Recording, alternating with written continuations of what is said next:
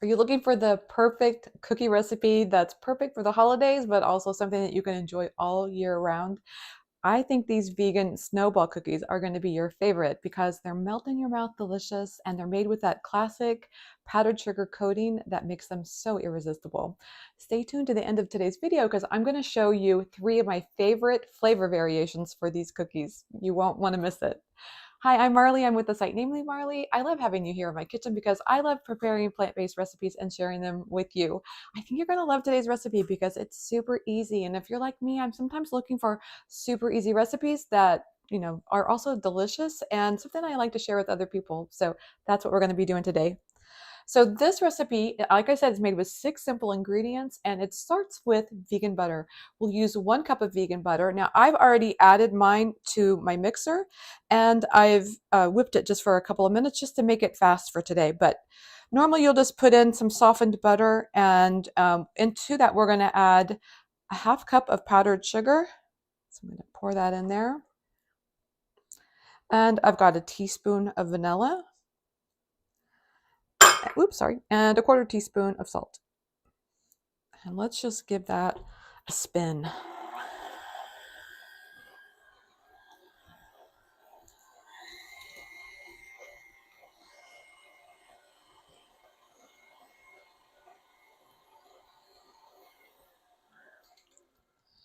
Now I always have a spatula nearby and I scrape off the sides of the bowl just to get all the goodies that kind of navigate its way up to the top. And let's just give that one more spin. The beauty of snowball cookies is that they're not made with eggs. Even a traditional snowball cookie is not made with eggs, and that it's that high fat content that makes these cookies so buttery and soft and delicious. So that's the one reason why this was such an easy recipe to veganize. So what I have here is 2 1/4 cups of flour. Now be sure to measure this carefully because you want to use that old sift and measure and level process to measure your flour. That way you don't get too much. So that goes in there along with pecans. And let's talk about these pecans because what I've done is I've toasted them in the oven for probably 4 or 5 minutes till they got that. You can tell when they're done because they get a nice smell. It smells like a nutty smell. And you just want to keep a close eye on them so they don't burn. And then allow them to cool a little bit and put them in a food processor and pulse in short bursts because what we're after here is finely ground, but not flour. So you can see we still have plenty of texture, but some of it's more finely ground, but we just don't want it to turn into a powder. So this goes in and then, oops, we're gonna mix that. The nice thing about working with snowball cookies is we don't have a lot of moisture in this recipe. So as a result, we don't have to worry as much about overdoing the gluten. Sometimes you're so worried about over mixing because when you overmix flour, you have problems with gluten development and that makes things chewy. And we don't want it to be, this is more like a pastry cookie. We want it to be nice and crisp. But the good news is because we don't have things like soy milk or, other ingredients that might like a chia egg or a flax egg. There's nothing in here that's going to cause that gluten to develop. So I still try to be careful about over mixing, but you don't have to worry about it too much. Don't fret is what I'm trying to say. Now, my next step here, let me get these out of the way. My next step is I like to roll them into balls immediately because we don't want to, this will get very firm very fast. I guess you can imagine that this is, because it's mostly butter, it can turn into something really solid really easily. And so we don't want to do that. So what I like to do is roll them into balls very quickly. I'm going to get this pan over here. So let's roll this into, I like to make them around 1 inch in size, the balls, and put them on a pan. And what I love about this process is that you can make these and then you can freeze these and have them ready to bake at a moment's notice. So if you have an impromptu guests or something like that going on, You can easily throw these in the oven and be ready to bake in no time. People will think that you're a master chef. Jackie says, hi. Hi, Jackie. So glad to see you. Jennifer says, hi. Hi, Jennifer. I'm so glad you're able to join us today. I'm sure you've had some experience making snowball cookies. I think they're probably everybody's favorite, but everybody has different names for them. Like some people call them meltaways. I think I've heard them referred to as Mexican wedding cakes. There's all kinds of ways that you can refer to these cookies. So I think they're called meltaways because they are so melt in your mouth delicious. I'm going to turn that off. Jackie says, should they be refrigerated before baking so they don't spread as much? I think that is a great idea, Jackie. I totally will roll these into balls and then I refrigerate them for a few minutes. So you can see here I've got this going. I like to roll them into balls first just because I feel like once they get refrigerated and cold, it's harder to roll them in balls. So I like to do that first. So I will put them out on a tray like this. I would keep going. And then I simply just put that tray in the fridge for probably about 30 minutes. And then that gets the dough firmer. And as you point out, it's a very good point that we want to keep the cookie from spreading as much. So having that cookie dough chilled a little bit will help them not spread so much. I actually have one that's already done. They're coming out of the oven. I let them bake for around 8 minutes, and now they're going to sit on the pan. That's what I was going to tell you. It's okay. So we roll the dough, we put them into balls, and then we put that in the fridge for 30 minutes, and then you bake them for about 8 minutes. The nice thing is they don't spread very much, so you can't put them close on the pan together, and that's fine. And then I let them sit on the pan for a couple of minutes because that way. They get that residual baking that happens because the pan is still hot. So they'll bake a little bit longer. I like them to be a little bit on the soft side. I don't like them to be overly crisp. I don't know how you feel this way. And I was going to talk to you about some of my favorite flavor variations because I really like messing around with the flavor a little bit. So I have one of my favorites is to add a little bit of lemon zest, like maybe even a half teaspoon of fresh lemon zest, and you can have some lemon shortbread cookies or lemon snowball cookies. And then another favorite flavor variation would be to add a little bit of chocolate chips. So those little mini chocolate chips, that way you have like surprise inside chocolate chips.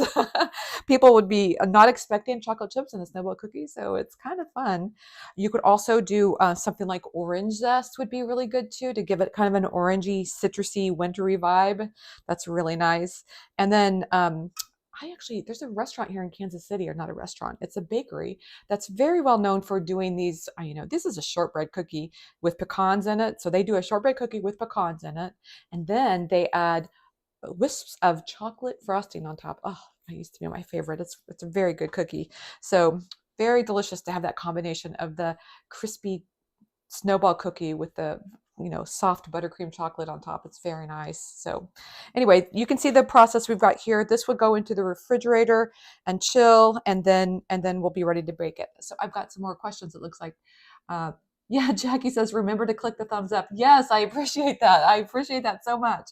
Erin says, I love snowball cookies. Yes, they're so good, aren't they?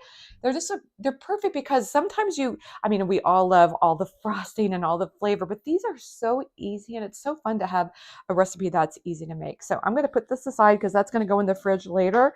And let's take a look at these that have just come out of the oven, because I wanted to show you a trick for... Jackie says she likes to add cinnamon.